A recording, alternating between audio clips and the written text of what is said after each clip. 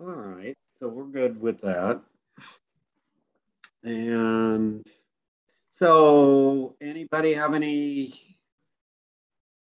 are there any new people who are coming to class today that if you are, maybe you could just unmute yourself and say how you found out about the classes and who referred you or what you hope to Hi. get out of it. Dana, hi. I'm a patient of Dr. Miller's, and she gave me the link. And I'm just trying to lower my blood pressure and get my diet under control.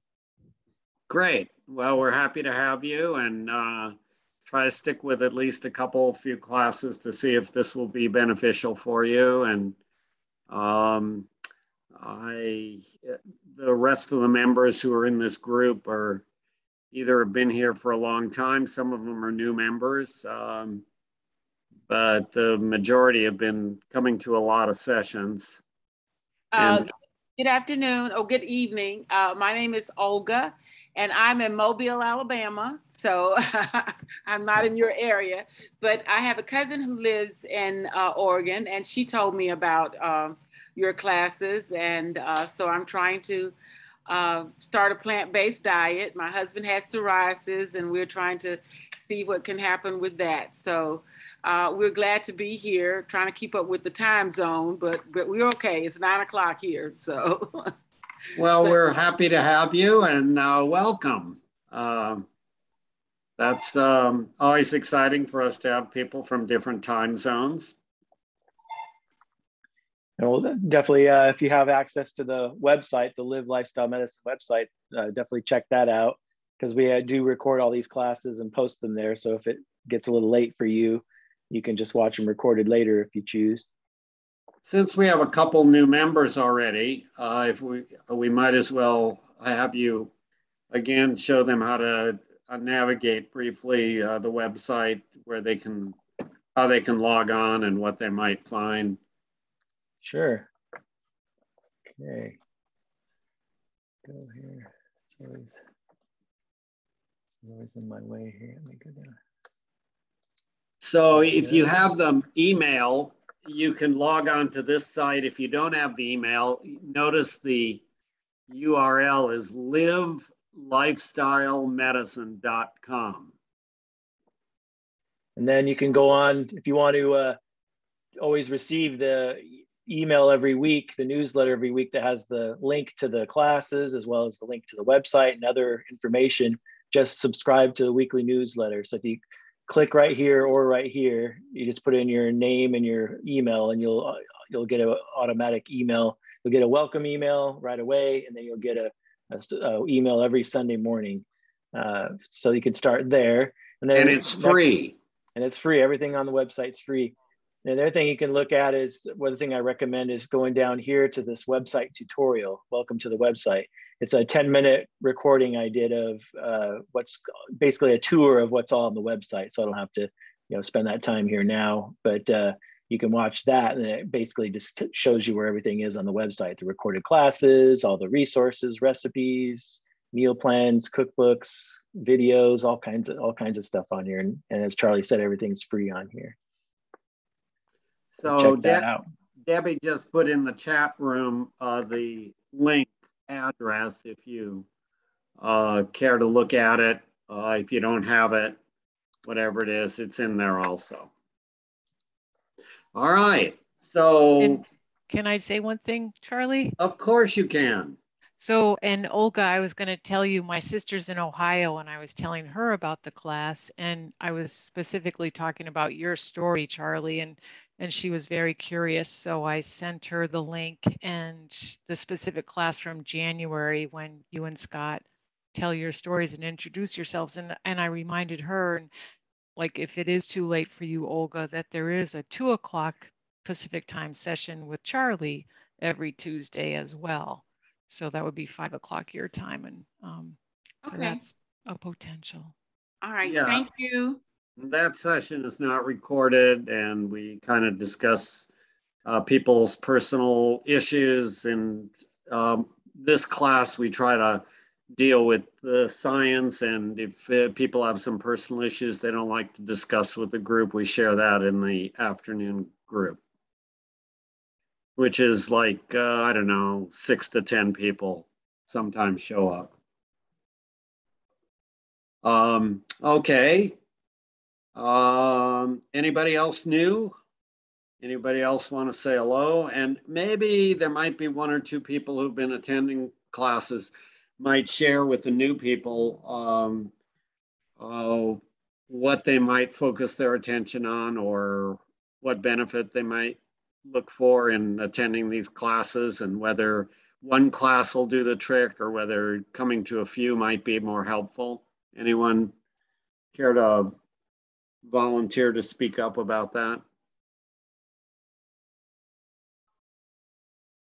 I know everybody likes to give someone else a chance. Jerry?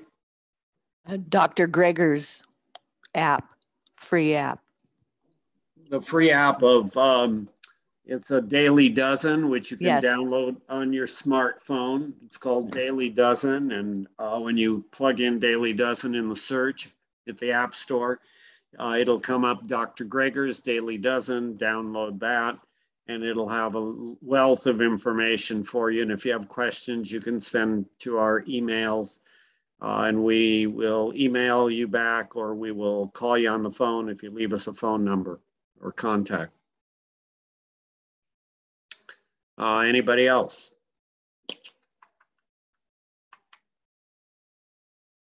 All right. I'm sure there will be more questions as time goes on for this session. I'm sure of that, because there always seems to be. But in the beginning, sometimes everybody's a little bit shy. So I'm going to go ahead and kind of continue on from last week. We started out with autoimmune type disorders, and this week we're going to continue on with autoimmune disorders, but we're also going to delve into some issues that are not necessarily considered autoimmune, like osteoarthritis, fibromyalgia is not necessarily considered autoimmune. We don't know exactly what it is, but we'll try to delve into that. We'll also try to deal with a little bit of thyroid function, which can be autoimmune in character. And someone mentioned, I think Dana, about psoriasis, or maybe it was our other lady, Olga, about the psoriasis issue, and that is considered autoimmune. And the principles that we go over tonight hopefully will be helpful for you in addressing that issue. So I'm going to share my screen with you next. And then we're going to continue on to where we were at last week with the autoimmune disorders. We went over treating lupus. We went over treating autoimmune disease with Brooke Goldner. And we listened to Joel Furman and Clapper and Greger. Got their take, learned a little bit about sodium and autoimmune disease and potassium, and you can, access that on the website. So tonight we're going to kind of start out with multiple sclerosis, treating multiple sclerosis with swank diet. Let's start there.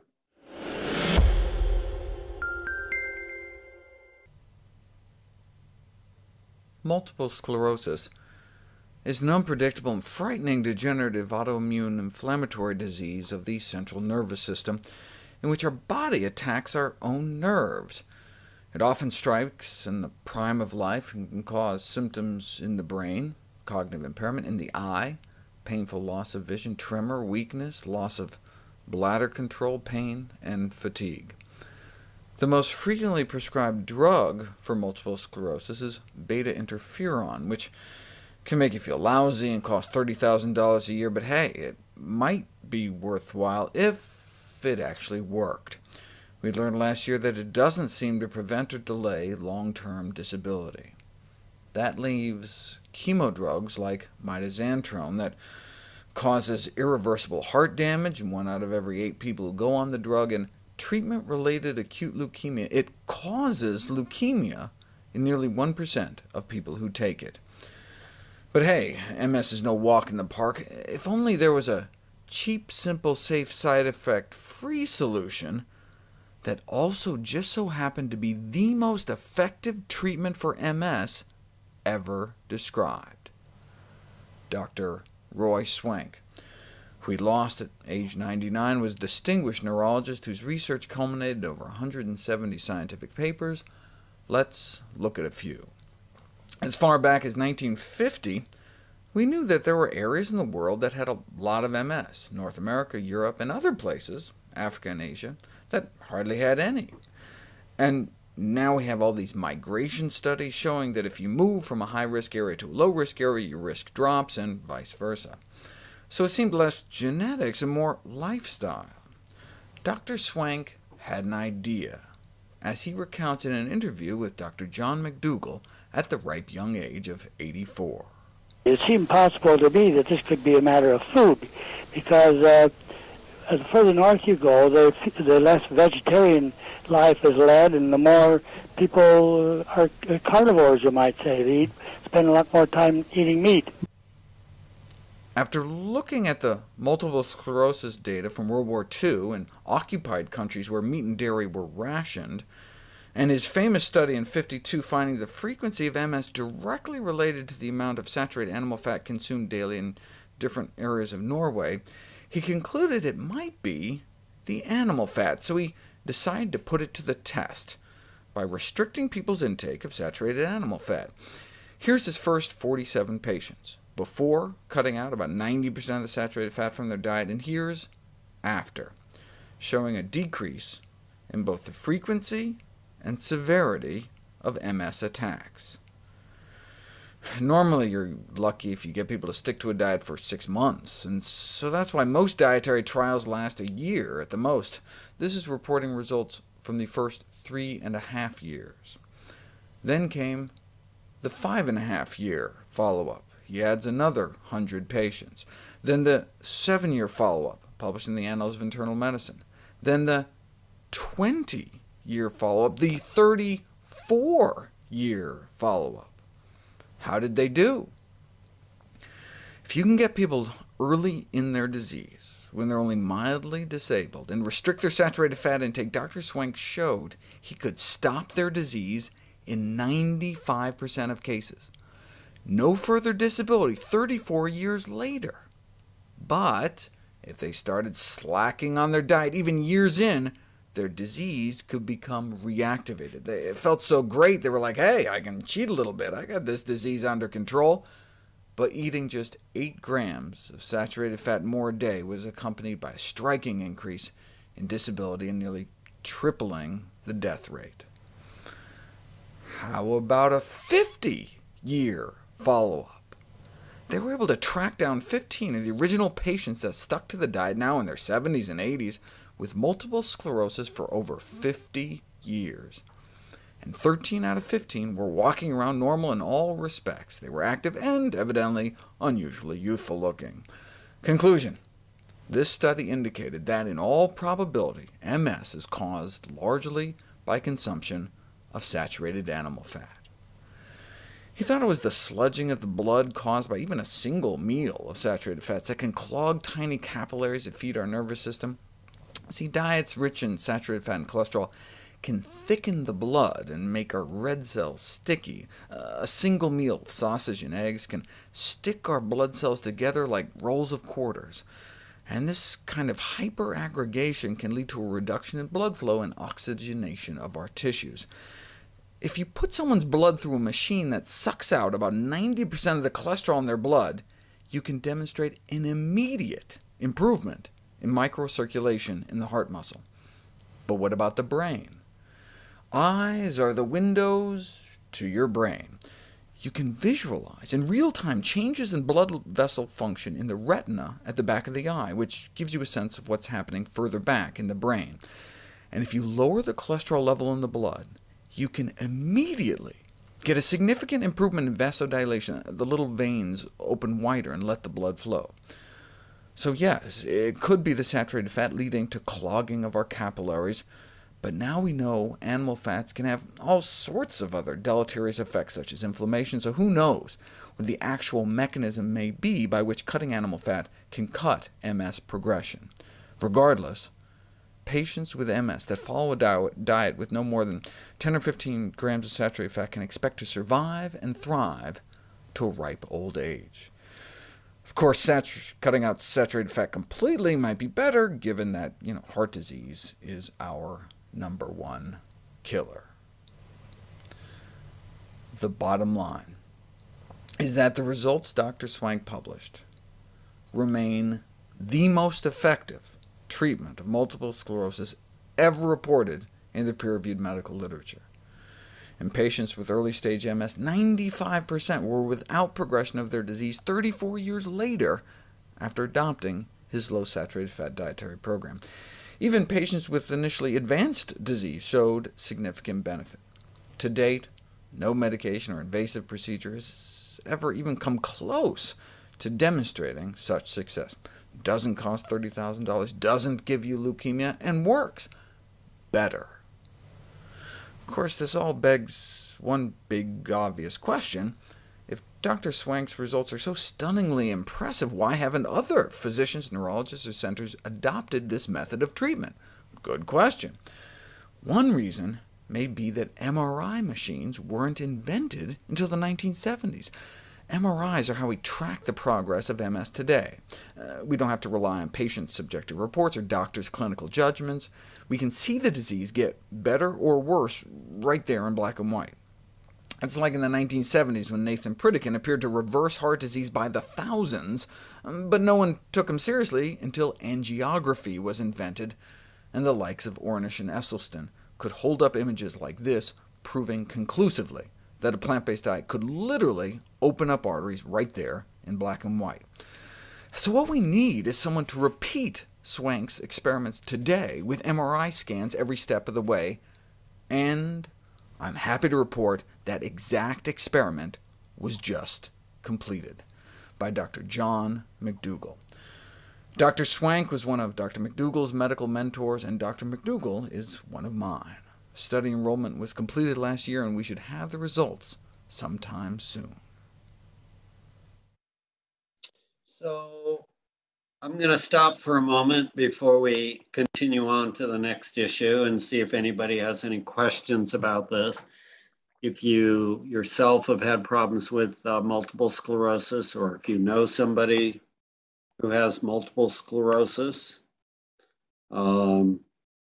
I know I've interacted with a couple medical students who I shared this information with them. They listened to it.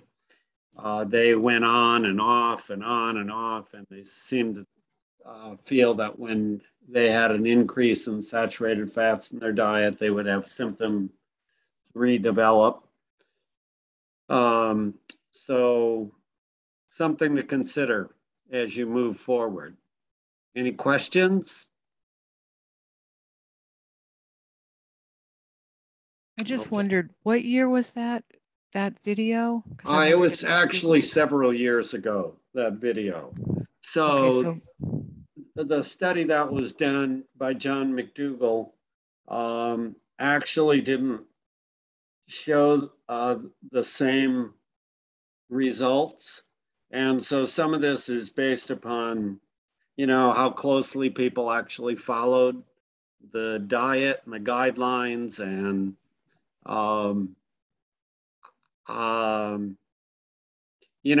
with multiple sclerosis, you can have lesions in your brain, but it doesn't necessarily mean that it gets expressed. Scott, do you know of anything different about this? Yeah, so the study showed it was only a year, so that was the limitation. It was just a year, and it was the McDougall diet, which is a whole food plant-based diet, which is going to be really low in saturated fat, just like Swank's. But the post-study results and evaluation was that most of the patients were pretty advanced, much more advanced than many of the patients that Swank had early on. And so that was one of the reasons they didn't get such a great response. So basically the results were people had less fatigue, their blood pressure lowered, they got off medications, their cholesterol lowered, they felt better, but they didn't have like a significant change in their lesions in their brain on the MRI or go into remission like a lot of Swank's patients did. But there was a lot of those were some of the factors around that. It was likely that most of the patients were pretty advanced already, and so that's why they didn't get kind of the same miraculous results that Swank got. But and again, it was only a year as well. Thanks for Thank sharing. you. Yep. Any other thoughts from anyone? Yes, Nikki. I have a question or a comment, actually. Yeah. I had an older friend who actually knew my parents years and years ago, and he died a couple of years ago, over 100 years of age. But some decades back, he developed multiple sclerosis and pretty quickly advanced pretty quickly to where he was using a wheelchair for a while. And he had lived in California. I don't know if that's where Swank was, but heard about him and started following his diet. And he got himself, he improved. And so he was a friend of mine 20, 30 years ago, probably in his 70s, 80s. And we used to go hiking and cross-country skiing. And he would cook in kind of the way that you've talked about for this class. So he was somebody who followed the Swank diet and wasn't using a wheelchair. I used to go cross-country skiing with him. He lived to be over 100. Nice. And in his 90s, he rode around town in a, one of those tricycles. Oh, nice. Yeah, and Roy Swank actually was chief of neurology at OHSU right here in Portland. So he was here. And then, and then also on the website, I have posted under videos, Dr. Sarai Stanzik. She's a physician, and she changed her diet fairly early on in the process, and she put her MS into complete remission with a whole food plant-based diet and healthy lifestyle. So her story is there on the website. So if you can go to videos onto the website, have that full lecture that I was actually there attending live, where the recording is. It's really inspirational. So anyone that's interested in that, check that out. Thanks for sharing those stories and information. Anybody else have anything? Yeah, yes, Charlie. Yeah, I've had several, several people who have had MS, but I've never heard of a child having MS. Is that very frequent? In my experience, it's not. Yeah, I agree. I have not actually had any experience with children developing MS. And that brought to mind this diet. They haven't lived long enough for the accumulation of the fats and the problems in the arteries and the veins. And maybe that's why we don't hear of that. My friend was in her 20s, 30s. Another lady I knew about 40-ish. And both, one I know succumbed to the disease. I'm not sure of the other person and some others, but just sitting here, I've never heard of a child. And I find that interesting. I find it interesting too. We could ask Eric Colgrove about it, pediatrician, see if he has heard of any. Scott, you heard any kids have MS? No, just early 20s is about the earliest I hear patients getting it. Yeah. Someone may figure out why that is some year in the future. Interesting point. Okay, so we're gonna carry on now to the next stage, next issue along here. I have preventing ulcerative colitis with diet. We talked about this in the GI session. And for those of you who have Crohn's disease or ulcerative colitis, if you follow a whole food plant-based diet and avoid the processed foods, you potentially can reverse this disease definitely get it improved. And there's a number of books, including Fiber Fueled by Dr. Bolshevich, and many other authors, GI people who discuss this. But it does take pretty much a full transition to really accomplish the goal here in my thought process. That may not be true for everyone, but that's been my experience. So rather than spending time with that, we've got a lot of other topics. If we get through the other topics, we can always come back to ulcerative colitis. But I want to get on to rheumatoid arthritis. And we're going to say, why do plant-based diets help rheumatoid arthritis? Because that is considered another one of the autoimmune diseases, which probably a lot of you have. If you don't have rheumatoid arthritis or know someone with it, it's probably osteoarthritis. Now, osteo is not considered an autoimmune disorder, but we'll kind of discuss both of them at this session. So let's start with rheumatoid arthritis.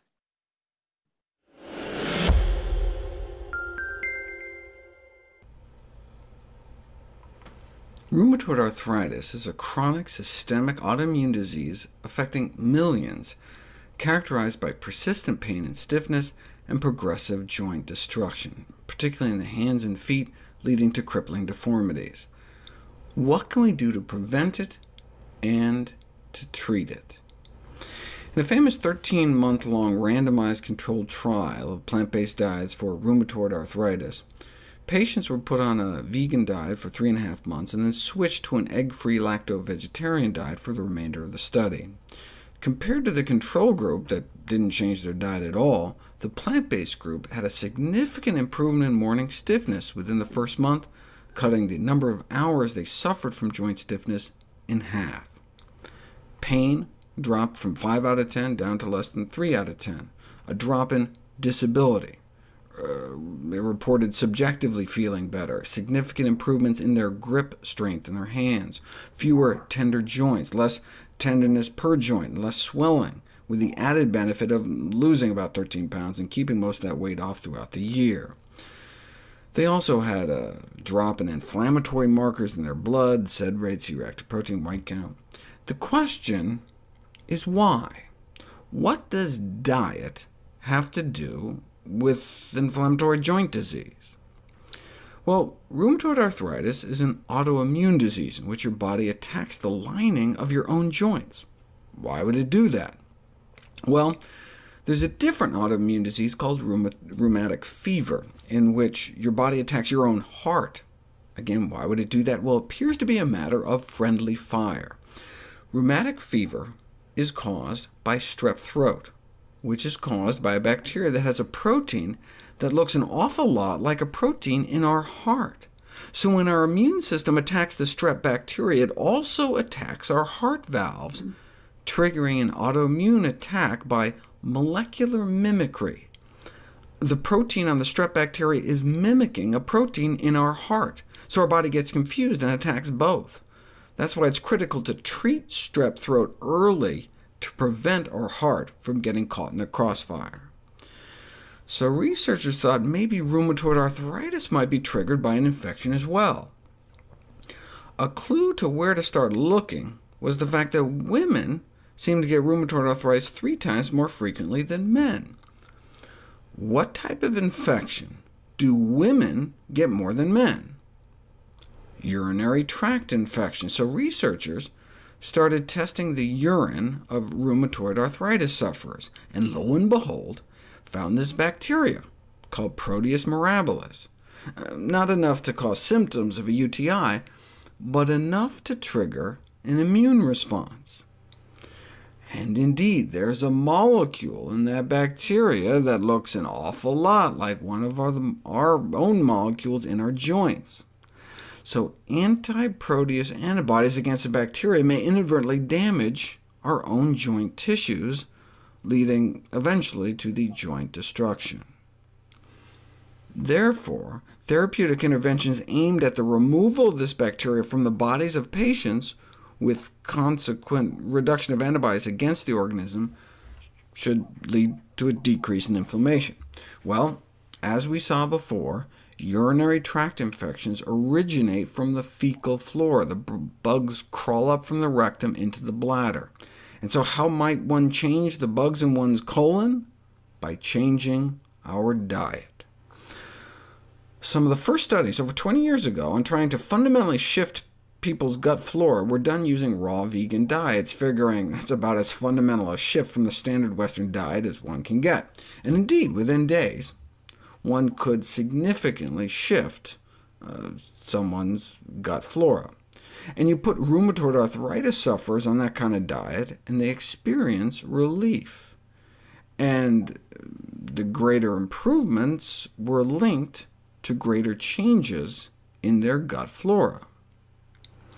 But the diet was considered so intolerable that half the patients couldn't take it and dropped out, perhaps because they were trying to feed people things like buckwheat beetroot cutlets buttered with a spread made out of almonds and fermented coconut juice. Excuse me, not coconut, that might have been good, cucumber juice. Thankfully, regular vegetarian and vegan diets work too, changing the intestinal flora and improving rheumatoid arthritis. But we didn't specifically have confirmation that plant-based diets brought down anti-protease antibodies until now.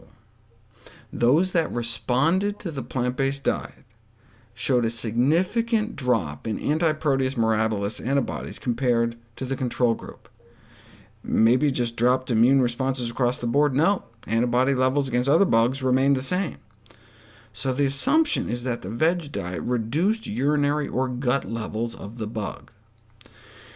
A shift from an omnivorous to a vegetarian diet has profound influence on the composition of our urine. For example, higher levels of lignans in the urine of those eating vegetarian. Up until now, it's just thought that they protected people eating more plant-based from getting cancer. But now we know lignans can also have antimicrobial properties as well, so maybe helping to clear protease from our system. Either way, this suggests a new type of therapy for the management of rheumatoid arthritis. This new treatment includes anti-protease measures such as dietary manipulations in the forms of vegetarian diets.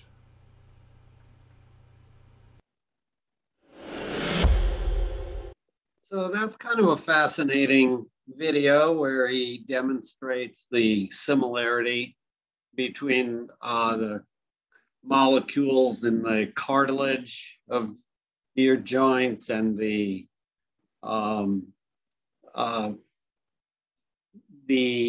molecule that's expressed by the bacteria with urinary tract infections. When I first heard that, I was pretty impressed with that explanation. And we're going to be talking a bit more about spices that fight inflammation. But I want to get on to fasting for rheumatoid arthritis first, and then we'll get on to osteoarthritis next.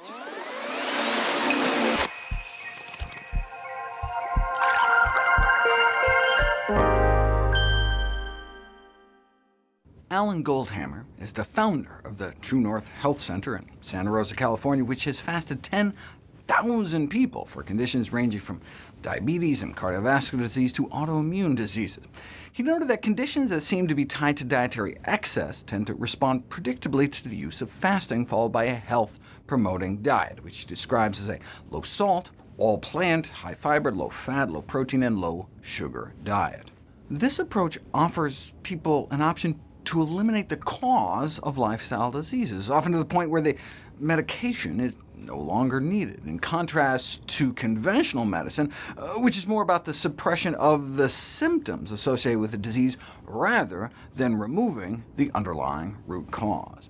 Goldhammer put it this way: if you treat high blood pressure, type 2 diabetes, or autoimmune disease medically, they'll tell you, you'll be on these medications the rest of your life. That's them, in effect, promising you, if you follow their advice to the letter, you will be sick the rest of your life. Preliminary data suggests fasting may benefit metabolic diseases, pain syndromes, high blood pressure, chronic inflammatory diseases, allergic diseases, and psychosomatic disorders. But the highest level of evidence we have for the benefits of fasting are in regards to rheumatic diseases, autoimmune inflammatory joint diseases, like rheumatoid arthritis. Nearly a century ago, it was written that diet treatment is not generally recognized by the medical profession as one of the weapons with which to attack such diseases. This attitude persisted until relatively recently, but a systematic review of controlled trials has since shown a statistically and clinically significant beneficial long-term effect. Rheumatoid arthritis has a well-known genetic component, but the concordance rate, the chance that a pair of identical twins both get it when one has it, is probably under 30%, despite having the same genes, leaving 70% to be explained by non-genetic factors. Even if we don't know exactly what those factors are, fasting has been compared to rebooting the hard drive in a computer. Sometimes a drive gets corrupted, and you don't know exactly what the problem is, but if you just turn it off and reboot it, that corruption may get cleared out. The evidence base started with case reports, fasting followed by a plant-based diet. Remarkable reports of years of pain and stiffness gone within a week, and more importantly, stayed gone on the healthier diet. One after another like that, but case reports are just glorified anecdotes. I mean, there have been studies going back decades suggesting fasting may represent the most rapid available way to induce relief of arthritic pain and swelling for patients who have rheumatoid arthritis, but the studies often failed to have control for the placebo effect, which is especially important when it comes to relying on self-reported subjective symptoms, such as pain and general well-being. But there are objective measures, lab tests of inflammation that don't appear to be affected by placebos, and that's what you can see in controlled trials, starting immediately and remaining down for at least a year. 10 different measures of inflammation significantly decreased after the fasting and subsequent meat and egg-free diet, whereas none of the parameters budged in those disease victims that continued to eat their regular diets. And the squelching of inflammation translated into a significant reduction in pain, morning stiffness, a loss of grip strength, and number of tender and swollen joints. Even a year after the trial was over, those who benefited from the diet continued to benefit in terms of pain, stiffness, tender and swollen joints, presumably because they stuck with it. There's little doubt that while fasting, both inflammation and pain are relieved. But if you go back to the same diet you were on before, the inflammation returns unless, evidently, the fasting period followed by a vegetarian diet. Why might that be?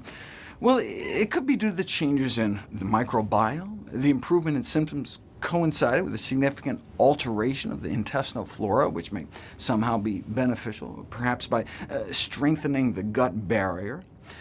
We know fasting can decrease the leakiness of the gut in rheumatoid arthritis patients, but we don't yet know what role, if any, it plays in the disease process. It could be as simple as eicosanoids, the mediator of inflammation that are formed from arachidonic acid. Arachidonic acid is a long-chain inflammatory omega-6 fatty acid found in animal fats. The biggest contributors are chicken and eggs, which together contribute nearly half of American intake. That's been suggested as an explanation of why those eating more plant-based appear to have better mental health. They're not suffering the cascade of neuroinflammation caused by arachidonic acid. Why removing eggs, chicken, and other meat was shown in a randomized controlled trial to improve mood, suggesting the arachidonic acid might be negatively impacting mood states, and may help explain the impact of more plant-based diets on inflammatory diseases like rheumatoid arthritis. So that may help explain why maintaining a plant-based diet appears to be necessary after the fast to prevent the recurrence of symptoms and inflammatory activity. Or as one popular press article put it, fasting may just be a tool to get you to radically kickstart a change in the way you eat. So I'm going to pause here for a minute, and then we'll come back to the osteoarthritis issue, and then we'll go into more inflammation. Any thoughts from anybody?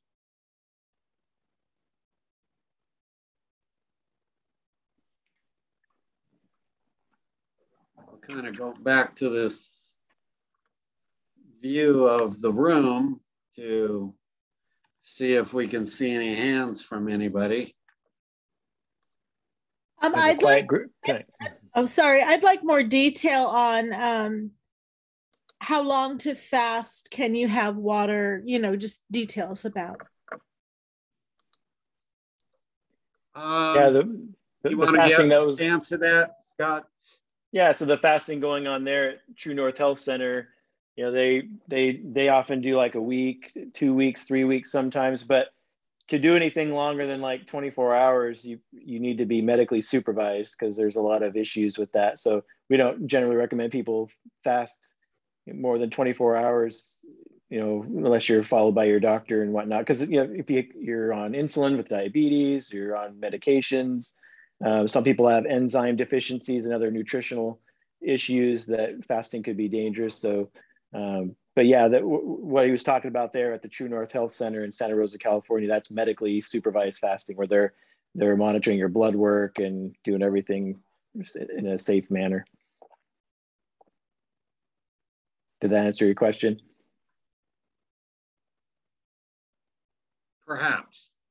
Yeah. Okay. I'm wondering how long the typical fast would be to kickstart the anti-inflammatory aspect. Can be as soon as 24 hours, but yeah, it could be that quick. Yeah, some people get by in a day or 2 or 3. Some people take a week or 10 days. They've done down there. So different for different folks. Any other questions?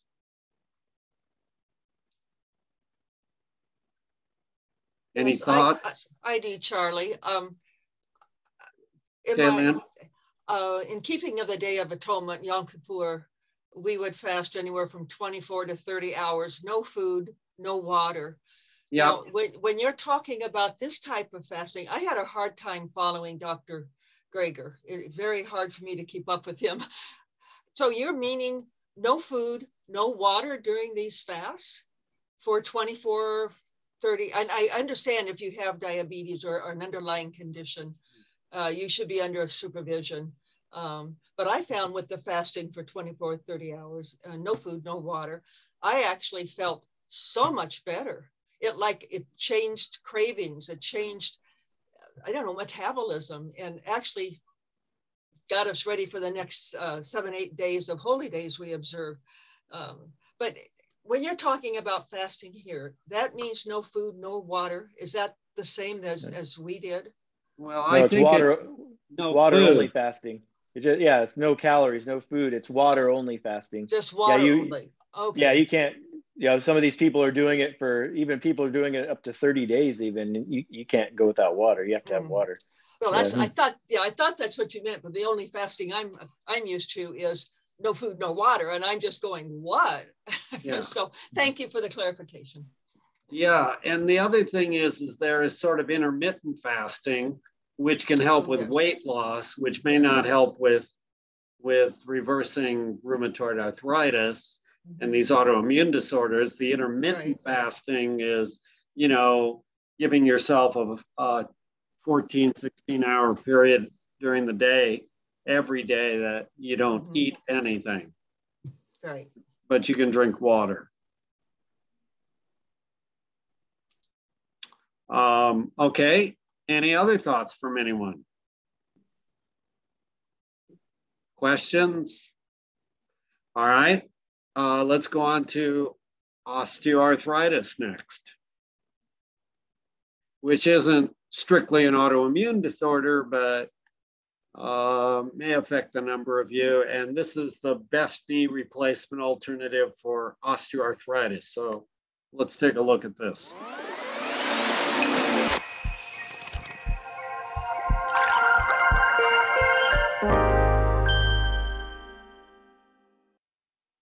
The largest study in history on the health effects of being overweight, analyzing data from more than 50 million people from nearly 200 countries, found that excess body weight accounts for the premature deaths of about 4 million people every year. Most of these deaths are from heart disease, but the researchers found convincing or probable evidence linking obesity to 20 different disorders, a veritable alphabet soup of potential health concerns. In the ABCs of health consequences, A is for arthritis. Obesity can make rheumatoid arthritis worse and increase the risk of another inflammatory joint disease, the so-called disease of King's gout. The most common joint disease in the world, though, is osteoarthritis, and obesity may be the main modifiable risk factor. Osteoarthritis develops when the cushioning cartilage lining of joints breaks down faster than your body can build it back up.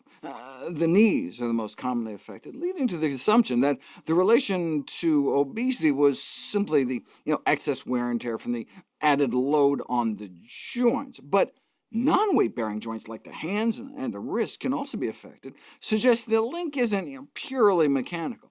Obesity-related dyslipidemia may be playing a role, with elevations in the amounts of triglycerides, fat, and cholesterol in the blood, aggravating inflammation in the joints, just like cholesterol can aggravate the inflammation in your artery walls. Osteoarthritis sufferers not only have higher cholesterol levels in the blood, they have higher cholesterol levels within their joints, both in aspirated joint fluid and in the cartilage itself. Drip cholesterol on human cartilage in a petri dish, and you can worsen the inflammatory degeneration, helping to explain why the higher people's cholesterol, the worse their disease. Cholesterol-lowering statin drugs may both help prevent and treat osteoarthritis, as can a cholesterol-lowering diet. A healthy enough plant-based diet may offer the best of both worlds, dropping cholesterol as much as a starting dose of a statin drug within a single week, and only has good side effects such as lowering blood pressure and facilitating weight loss. Even just losing about a pound a year over the span of a decade may decrease the odds of developing osteoarthritis by more than 50%. Weight reduction may even obviate the need for knee replacement surgery. Obese arthritis sufferers randomized to lose weight improve their knee function as much as those going through surgery within just 8 weeks. The researchers concluded that losing 20 pounds of fat might be regarded as an alternative to knee replacement. I mean, isn't it easier to just get your knees replaced than lose 20 pounds? Rarely discussed is the fact that nearly 1 in 200 knee replacement patients die within 90 days of surgery. Given the extreme popularity of this operation, about 700,000 a year in the U.S., an orthopedics journal editor suggested that people considering this operation are inadequately attuned to the possibility it may kill them. Arguably the single most salient fact to share with a patient considering the operation. An orthopedic surgeon responded questioning whether patients should be told about the chance the operation may kill them. Quote, "To me, the real question is whether this knowledge will help the patient. Will it add to the anxiety of the already anxious patient, perhaps to the point of denying that patient a helpful operation, or will this knowledge motivate a less handicapped patient to stick to a diet and physical activity regime?" Ultimately, then, the question boils down to the surgeon's judgment, unquote. Even among the vast majority who survive the surgery, approximately 1 in 5 knee replacement patients describe being unsatisfied with the outcome. Weight loss with a healthy diet, on the other hand, may offer a non-surgical alternative that instead treats the cause and offers only beneficial side effects. So our goal is not to upset you, but I am kind of curious. I'm sure a number of you have had knee replacements, and I wonder before you had the knee replacement, if you were given informed consent about the percentage of people who actually didn't survive the surgery. My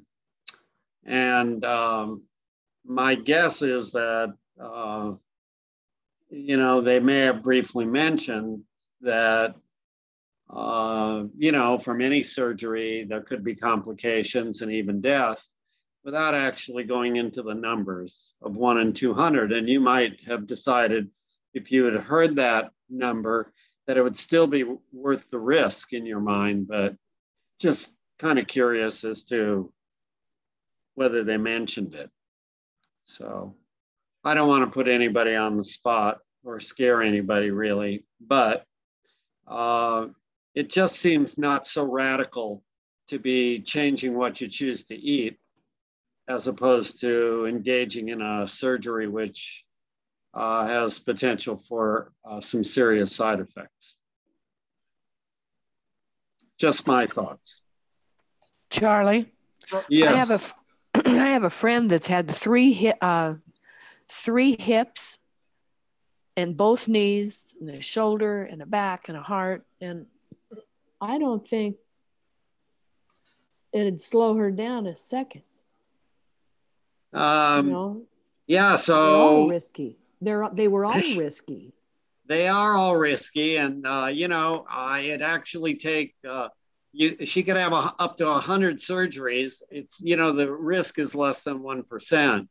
So she could have 99 surgeries and have 99 cat lives, so to speak. And it's unknown whether the particular surgery is the one that is going to have the bullet from Russian roulette. You know what I mean? So depends on how you want to look at it. But if you're able to resolve Scott that. If you're able to resolve symptoms by changing what you choose to eat, it seems like that seems to be a reasonable way to educate people, which we're trying to do at this point in time. Was Scott's surgery risky? Well, yeah, I mean, I broke my leg, so it was trauma. So it wasn't caused by my diet or lifestyle. Yeah. Well, I could say my lifestyle because I was riding my bicycle and crashed my bicycle. But yeah, if I wanted to walk again, I needed to have the surgery to get a metal rod put in my femur. But as far as, you know, you have a knee replacement or a hip replacement, you know, that should be discussed. That, hey, if you go on a whole food plant-based diet, get, you know, exercise and lose weight, you know, you might do just as well as if somebody that went ahead and had the hip replacement or the knee replacement. But that, you know, and then there's that 1 in 200 chance of death from that. But the same thing with heart surgery, you know, bypass, stents, all those things, they have, you know, 1 to 3% mortality risk for those, and we do millions of them a year. So there's people dying on the operating table every day from heart surgeries and stents and things. So there's always a risk doing anything, right? You know, risk to ride my bike, you know, driving our cars. I'm curious as to what, like with a knee replacement surgery, what exactly do the people die from? Is it anesthesia problems, or because the knee is pretty far from a vital organ? Yeah, I would say it's probably blood clots are probably high up on the list, clotting disorder of some sort where you get pulmonary embolism and die from that. It could be a reaction to the anesthesia, which is not really that common, but could happen occasionally. Infections can go infection. Yeah. Yeah, so you get infection and you get sepsis and it goes throughout your body and you have resistant bacteria which don't respond to the antibiotics. And we're getting more and more resistant bugs in our world. So. Yeah, good questions. It is. Can I speak? Go ahead. Yeah, well, I had my right knee replaced in 2020. Yep. And this coming Monday, I'm supposed to go in for a consultation on my other knee. And now you're making me think twice. Yeah.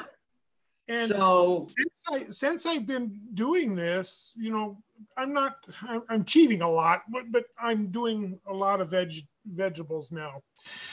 My knee does feel better than it did before.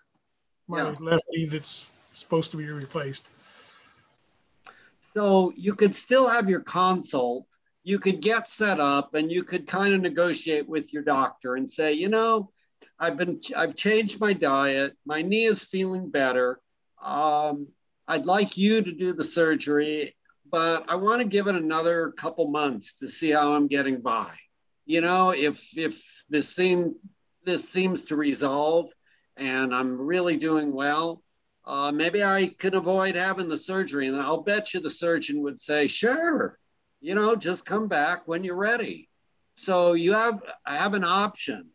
I think most surgeons would do that. There may be some who say, no, you got to have the surgery because there's, you know, this is going to come back at some point. Diet doesn't have anything to do with it. Uh-huh. But the inside of my knee, the cartilage, is pretty much all gone on the inside. It won't be replaced by the diet, will it? No, you're not going to replace it. But if you've reduced the pain and you delay the surgery for a while longer, the knee replacements have a life, an average life of so many years. So the longer you can wait, generally, the better it is. Right. You know, so you don't wind up having to do another replacement. Right. Okay. So the improvement is thought to be decreasing inflammation and improving blood flow. So you're pretty much decreasing inflammation throughout your entire body, including your knee, and then also increasing blood flow throughout the body, and including your knee. So that's where the kind of scientifically where the thought is as to why it feels better. Even though like someone that has rheumatoid arthritis and they have totally disfigured fingers and they can't grip anything because they have rheumatoid arthritis, that deformity won't ever go away because the joint has been permanently malformed. But then a lot of times the redness, pain, swelling, inflammation gets better, and so then they can still function, grip a lid on a jar better than they could before, and things like that, because they've reduced the inflammation, improved the blood flow. Even though, they're still going to have a hand that looks a little bit deformed. It's not going to fix it, but it decreases the inflammation, and that's thought to be the benefit. Okay, thank you. I heard that when you lose a pound, it means 5 pounds to your knee and your ankle. So I believe if you lose 5 pounds, that equals what?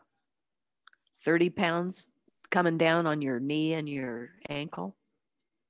I had a knee replacement in 2015 on my right knee and did not choose to get the left knee done. I've dropped about 45 pounds since then, and mostly vegetarian and a lot more energetic. And I'm not going to have anything done to my left knee. So cool. That's a good story, actually.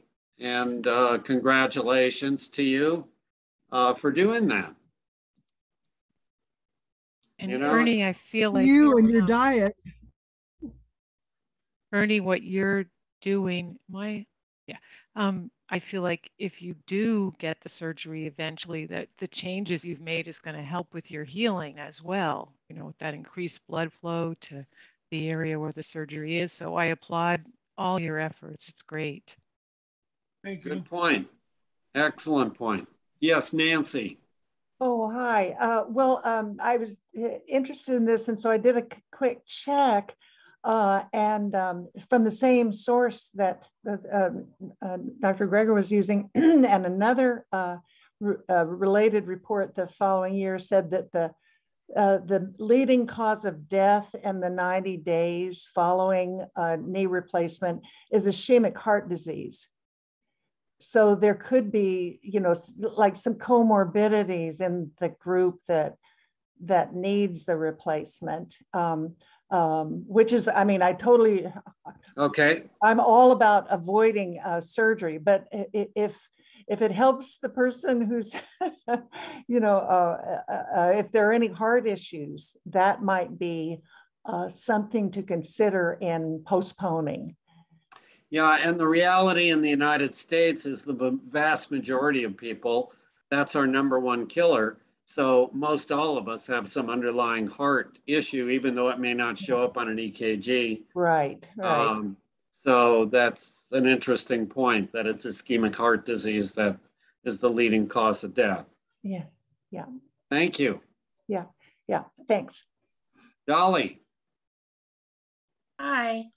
I've had osteoarthritis for 40 years, and it started out very small, just, stiff fingers, stiff joints.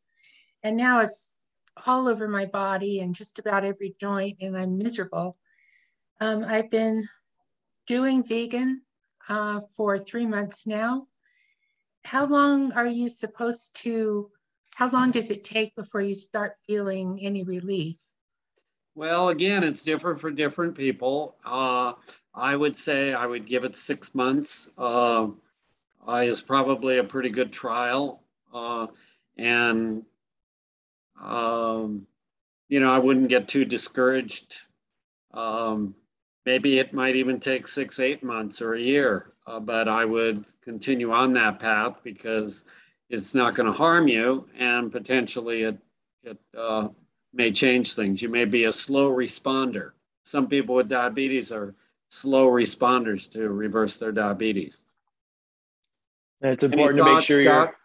Yeah, and then also it's important to dissect your diet as far as no animal products, and then but also no processed things either. So refined sugar, refined flour, oil, convenience foods that are vegan, those are all pro-inflammatory foods as well. So kind of those red light foods, which include animal products as well as added sugar, salt, fat, oil, refined processed foods, those are all in the red light category because they're all pro-inflammatory. So even someone that's not eating any animal products might do better if they eliminate some of those other processed vegan foods if they're not getting the results that they want. Yeah, we've done very low to no salt. Everything we have is plant-based.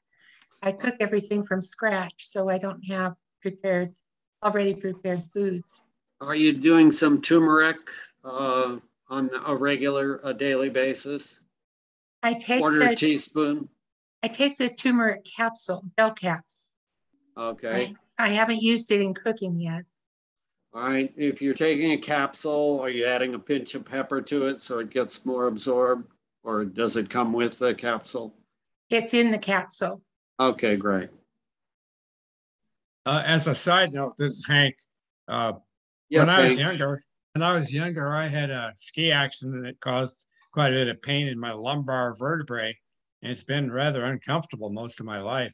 Since I've started this diet, I've lost about 12 pounds, and it seems like most of this discomfort has gone away. I feel great just from that. Oh, great. We hear that story pretty commonly, actually, over the years. But thank you for sharing that with the group. Anybody else have any comments? I just have a question, a follow-up question for Dolly. I'm just wondering, has your level of discomfort changed at all, or is it as acute as it's been? It hasn't changed yet. Once in a very great while, I might have a day where I forget that I have it. But other than that, most of the time, it's just very uncomfortable. Mm-hmm.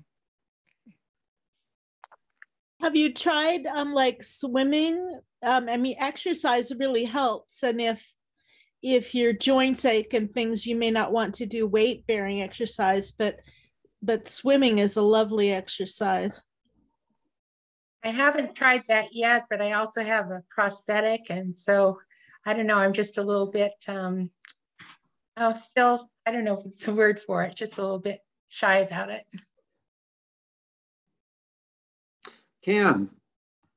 I do consume turmeric every day, along with a lot of other small amounts of foods like flax and chia seeds and etc. Yep. How much did you say? I've been taking a teaspoon of turmeric. Did you say half tonight, or did you say a quarter? Is what I said, but a half is okay also. Gregor recommends a quarter teaspoon of turmeric on a daily basis, but taking up to a half is a reasonable option. If you've tried a quarter and it doesn't seem to do much, going to a half is a reasonable option. I'm not sure if I'll ever notice what it does, but it's an anti-inflammatory, so it is going to help. All my problems are inside, and I don't even feel them. So I'm kind of running blind, but I've lost weight and I feel really good. So it must work. Yeah, that's some real positive issues there. If you're feeling good and you've lost some weight, you're probably having less inflammation going on inside your body, and you're on the right track. It just feels good eating all those natural things instead of granulated sugar and brown sugar. I'm learning to like these things. Those hemp seeds sure taste good, but they're too expensive to eat very often. Yeah. So every 4th day or so, I do that instead of flax. Okay. Thank you. Thank you, Ken. Anybody else? All right. So what we're going to do is go on back to the screen, and we're going to see if we can get on to, I think we'll do fibromyalgia, and then we'll do the thyroid next, if we have opportunity. Let's start out with this.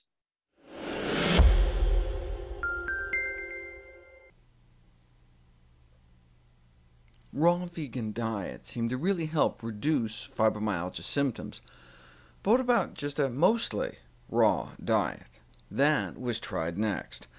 Fibromyalgia engulfs patients in a downward, reinforcing cycle of unrestorative sleep, chronic pain, fatigue, inactivity, and depression. So they tested whether a mostly raw, and actually vegan diet, would significantly improve fibromyalgia symptoms, and boy, did it.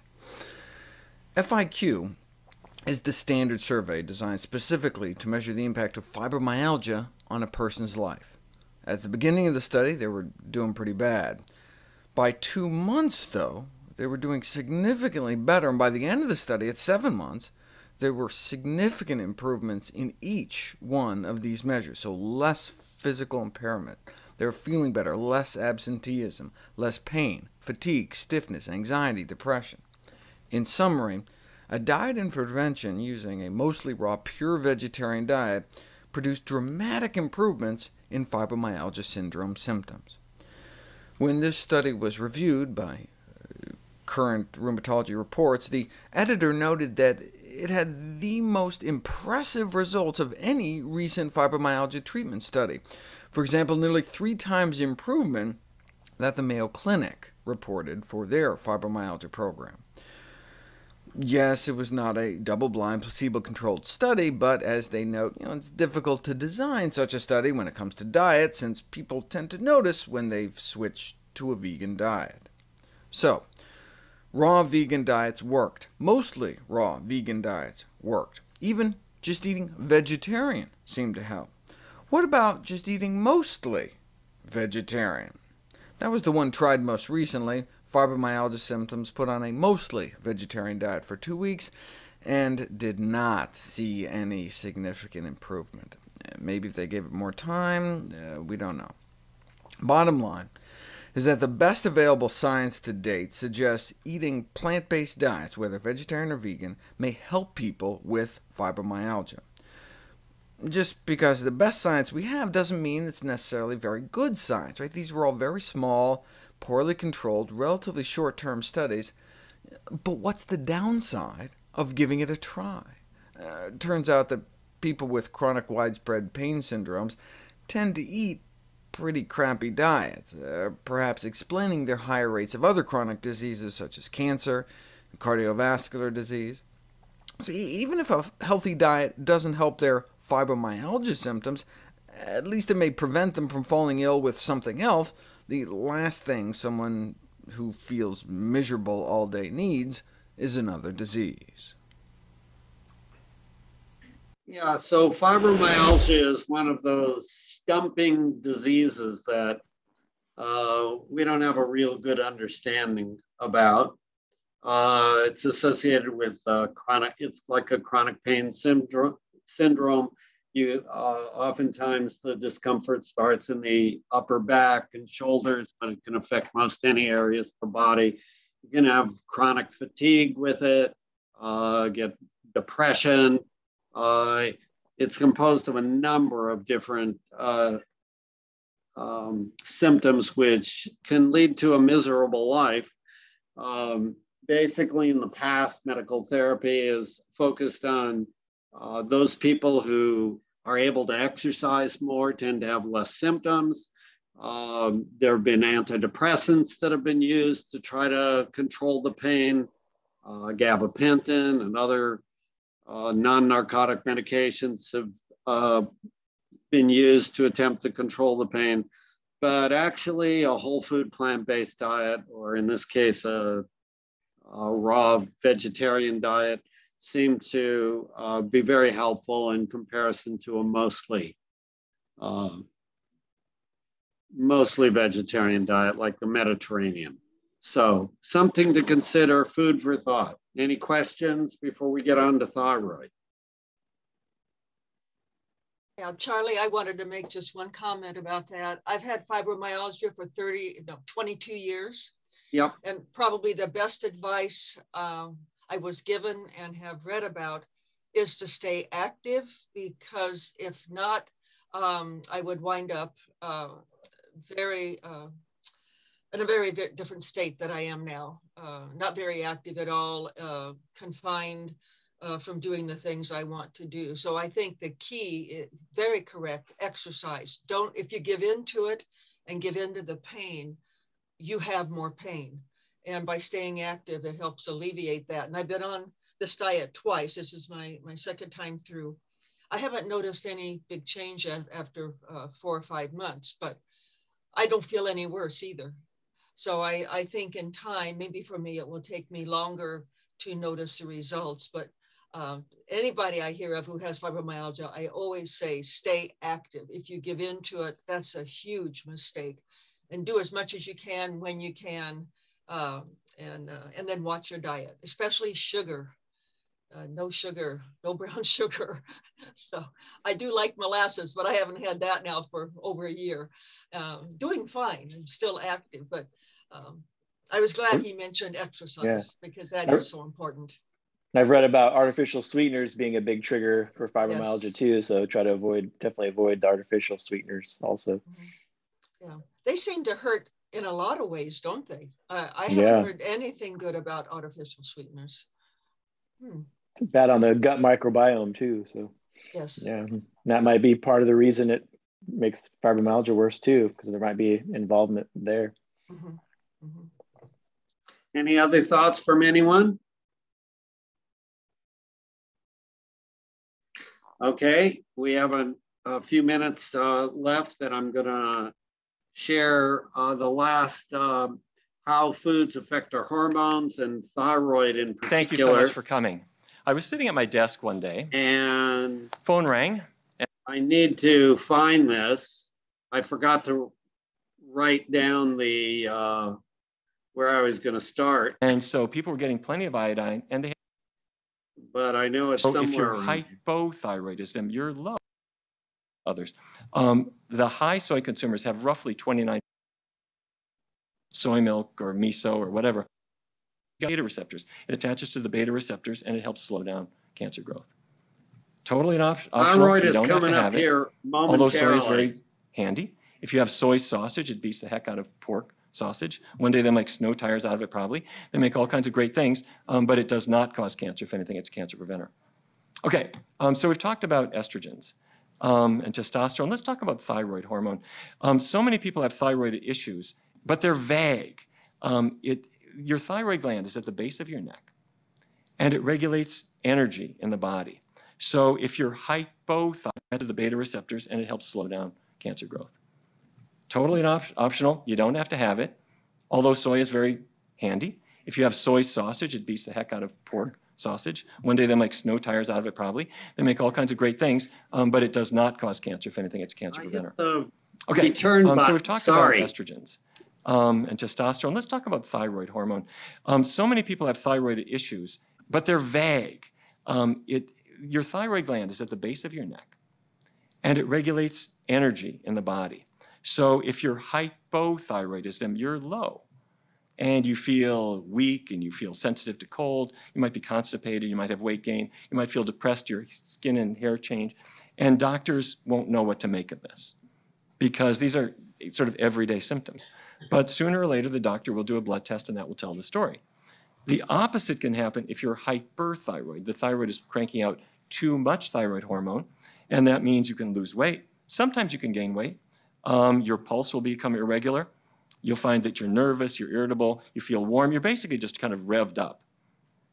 And the doctor can do some tests, and it's not a terribly difficult diagnosis to make.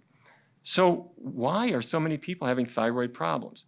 Well, problem number one is obvious from the hormone itself. Those big purple blobs, that's iodine. And back in 1924, the Morton Salt Company said, let's put iodine in salt. And so people were getting plenty of iodine, and they had more than enough to make thyroid hormone. However, I started using Himalayan salt or sea salt or other kinds that are not, in fact, iodized. So I might not be getting the iodine that I need, and so my thyroid hormones are starting to go a little bit out of whack. Now, milk actually has a little bit of iodine in it, and the reason is that cows are not super hygienic. The toilet paper roll never seems to be adequately filled, so that when they put the milking thingies on the udder, before they do that to kill any fecal bacteria, they spray them with iodine-containing disinfectant, some of which leaks into the milk. So you can get iodine that way. My favorite and more hygienic source, am I cheering you up? Sea vegetables have iodine. They have a lot. So you go with your friends to the sushi bar. Don't have the fish sushi unless you're really well insured. But the nori that they wrap around it, and by the way, not just nori, but the wakame that's in the miso soup and that kind of thing, the arame that's on your seaweed salad, they are very, very high in iodine.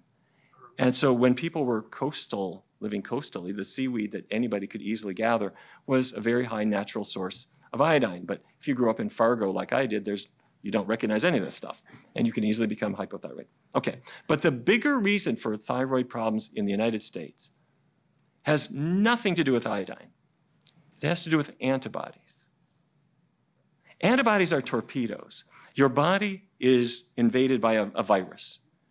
And so you make antibodies to kill that virus or a bacterium or a cancer cell. But sometimes antibodies attack you. And there wasn't any virus at all. And doctors can measure these in blood tests. Somehow your body is making antibodies that are attacking your own thyroid. Some of them shut it down. Some of them, unfortunately, will hit the gas pedal and cause the thyroid to crank out too much thyroid hormone. So could foods be the cause of this antibody reaction? The reason we thought maybe yes is that most autoimmune reactions seem to have a dietary link. We've seen this with asthma. And by the way, if anybody has a child with asthma, do not walk to a completely plant-based diet and see if that doesn't help your child. A person has rheumatoid arthritis or Sjogren's disease. These are autoimmune conditions where diet changes seem to help because you're eliminating a trigger for antibody formation. So researchers in the Adventist Health Study 2 brought in a large group of people, more than 60,000, and they looked at thyroid conditions and they classified people based on their diet. And they found that the people who did the worst were the lacto-ovo vegetarians. These are the people who are skipping the meat and they're replacing it with huge amounts of cheese. And the people who did the best, who had the least hypothyroidism, were the vegans. And then they looked at hyperthyroidism. They found, once again, the vegans do the best. They're not exposing themselves to animal antigens, and the omnivores seem to do the worst. So we clearly need more research here, but we've had more than enough for people to start trying this on their own. So this is Mike. Mike is a neurosurgeon in North Carolina, and at age 52, he was in generally good health, but every year he'd have a physical, and one year his doc said, Mike, your thyroid is a little low, and the way they measure this is with a blood test called TSH, or thyroid stimulating hormone. TSH pushes the thyroid to get active. And if TSH is getting higher and higher, that means that for some reason your thyroid is sluggish and needs to be pushed really hard. So his TSH was going up, and the next year and the next year and the next year, after 5 years, his doctor said, let's face it, you've got hypothyroidism. Why don't you let me write you out a prescription for thyroid replacement? Well, he decided to try a dietary approach as kind of a coincidence. And he went on an entirely plant-based diet, joined the vegan subgroup, and what happened was that his TSH fell back down into the normal range. He lost not a lot of weight because he was never really heavy, but he lost 7 or 8 pounds he wanted to get rid of, and he got his energy back. Okay, other people have found much the same thing. I personally think we need more research in this area, both on hypo and hyperthyroidism, but we know more than enough now before we say to a person, you're going to have to be on medication forever, or you need surgery, or you need radioactive treatments. Let's have a look at what's on your plate. One more hormone. I just want to share with you a few things about insulin. Okay. So this is on YouTube, Neil Bernard, How Foods Affect Hormones. Anyone can do a search for that if they want to hear what more he has to say. So someone has a question here about, is monk fruit okay as a sweetener for fibromyalgia? Thanks for the information. So monk fruit, I think it's a fruit, or I don't think it's a vegetable. I don't know exactly what monk fruit is. I think it's a plant, and that it's probably okay if it's sweet and you want to incorporate it, and it's a whole plant food, it's probably fine. Whether it works specifically for fibromyalgia, I don't have any study. Scott, any thoughts on that? I think the way it's packaged is that it's processed. It's a natural sweetener, but it's going to be like kind of like doing date sugar or something, which is just ground up dates. It's probably in that same category, so it'd be okay. But if you're trying to lose weight, if you're trying to decrease inflammation, you probably want to keep the intake of that pretty low if you're really trying to be meticulous about reducing inflammation. So, but yeah, it'd be much better. It'd be better than artificial sweetener. It'd be better than white granulated sugar, brown sugar, things like that. But like Scott said, just be careful. You want to tame your sweet taste buds by not overstimulating them with processed foods. You want to be eating the natural sugars. So like for me, I have dessert every single meal. What is that? Dessert? It's fruit. It's not processed in any way. It's just an apple or an orange or banana or strawberry or blueberry, and they're very sweet because I'm not adding any artificial or even processed sweeteners in my life.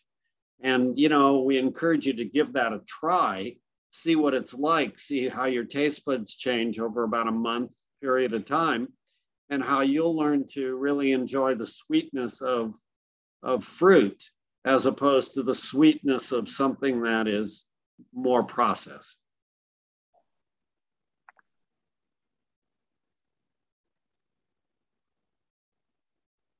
I wanted to agree with you on that, Charlie.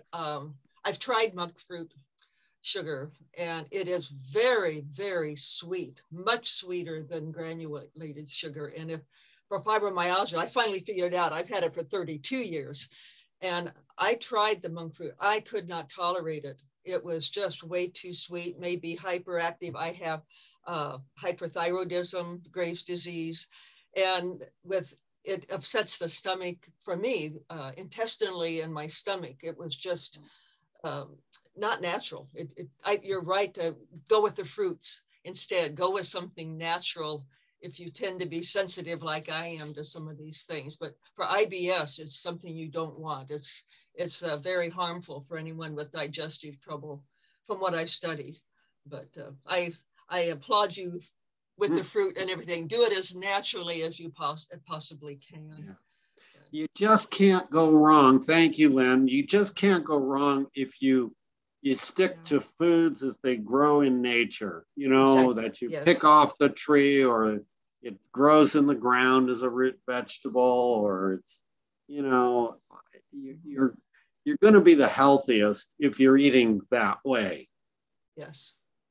But I know in the United States, we're kind of conditioned to get a pill or a processed food and whatever it is. We've kind of learned to try to do that. Go ahead, Scott. Sorry. Oh, I was just going to say, but some people are in different places with their diet and lifestyle change. So if they, you know, need to use a little bit of processed foods to transition, that's fine. If you're just, that's one goal at a time. You know, if you're just trying to go from beef to beans, and you know, from French fries to sweet potatoes, those are good changes to make. And so whatever pace you want to go is up to you. But like Charlie always says, if you're having autoimmune disease, if you're trying to avoid a heart surgery, or you know, you have insulin dependent diabetes, you know, then you might want to go all in more quickly to get the benefits more quickly. But everyone has to make their own choices and go at the pace they're ready to go at.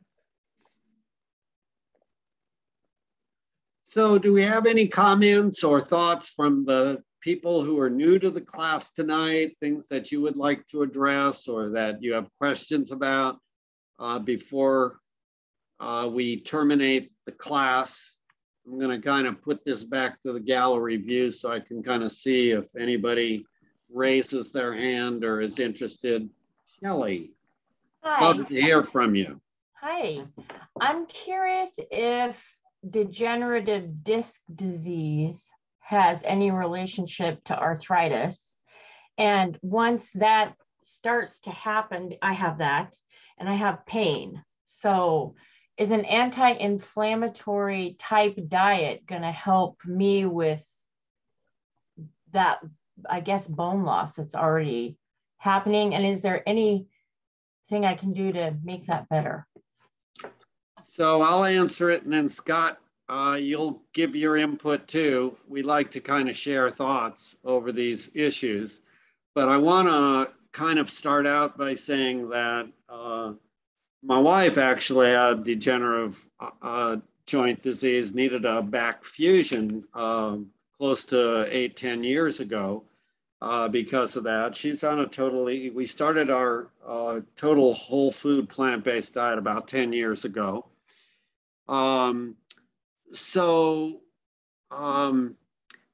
was my understanding, and it's been my understanding, that degenerative joint disease has potentially could be related to more of blood flow or lack of blood flow, as the smaller arteries that supply the area of your lumbar vertebrae and cartilage in those areas, as they become clogged up, the smaller arteries, just like your heart arteries can get clogged up, or a penile artery can get plugged up and lead to erectile dysfunction, it gets plugged up by atherosclerosis, and you get decreased blood flow, and that decreased blood flow leads to the degeneration of the discs. Now, I may be wrong on that, but that's my take at this point, that so if whatever you can do to improve the blood flow to the area of the discs is going to be potentially beneficial. Maybe not reverse the damage that's already there, but maybe prevent further damage. So, you know, there are 2 studies that demonstrate reversal of heart disease, unclogging of the coronary arteries. We've had patients, several of them, who have improved their erectile dysfunction by going completely whole food plant-based over the last 10 years. I've interacted in the classes. So I know this works. I know you can open your arteries up and improve the blood flow. How much benefit you get, I don't know. I don't know that there's a specific study on that. Scott, what's your take on this issue? Yeah, there are studies that show improved blood flow in the vertebral arteries, the arteries that feed the back with where the discs are and everything. And it shows improvement in that, improved blood flow. But, whether that will, as Charlie says, whether that will eliminate your back pain or if you have like a bulging disc that's compressing a nerve that's going down your leg, that kind of a thing, whether the diet and lifestyle is going to correct that, we don't really have the data for that. But kind of that whole philosophy of do whatever you can to reduce inflammation, and going on a whole food plant-based diet will reduce the inflammation, improve the blood flow. So it kind of puts the power in your hands to do what you can do, but whether it actually gets rid of the pain and the structural problem, we don't really know for sure that it can do that.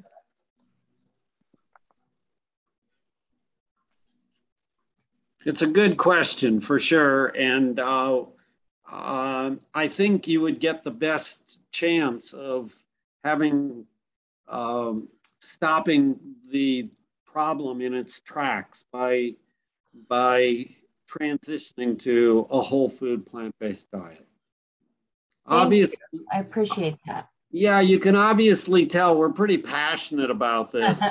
We've been at this for 10 years and we really didn't have any training in this through medical school or through the journals. This is something we've picked up over time and listening to others who've had experience with this. And so you've seen in the news, there's more and more tending toward plant-based issues for a number of reasons, not only for individual health, but for the health of our planet, reducing global warming, those sorts of things. And the animals like it too, by the way.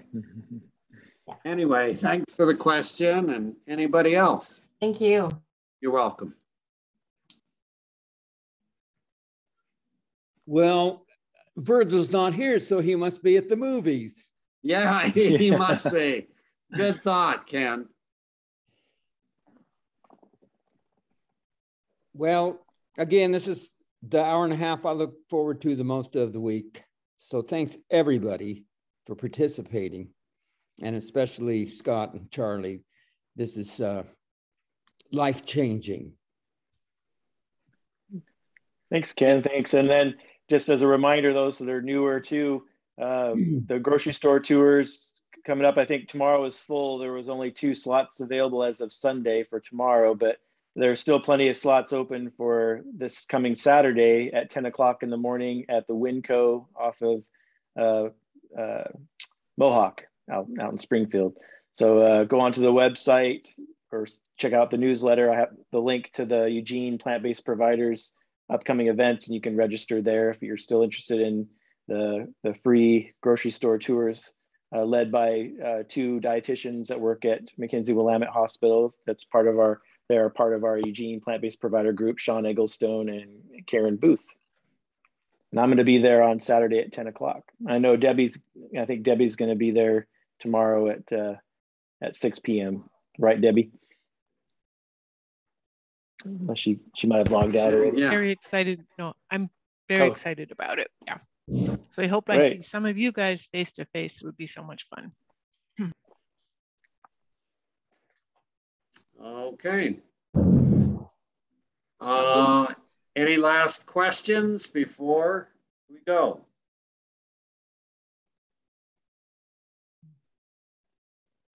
We hope you all come back next week, open forum to discuss anything you want, but you could also ask any questions related to, we had the GI health, the gastrointestinal health. You can talk about that, the thyroid health, the arthritis, the autoimmune disease, and anything else you want to discuss with Charlie next week. And Scott, bon voyage, Scott. Yeah, enjoy your vacation time. Yeah, I'm going. Wave to the Queen. I'm her 37th cousin, twice removed. That's pretty funny. Oh, and thank you all so much for tonight. We'll be at a grandson's high school graduation next week, and I'll miss class. But Debbie, I'll see you tomorrow evening with my husband. Help him feel welcome. I signed him up, and he's looking forward to it. So I look forward to seeing you again. Anyway, see you in 2 weeks. Very good. Thank you all for your questions and input. Take to care. the newcomers, hope you come back. Hope to see you guys back. Thank you. Welcome. Thank you.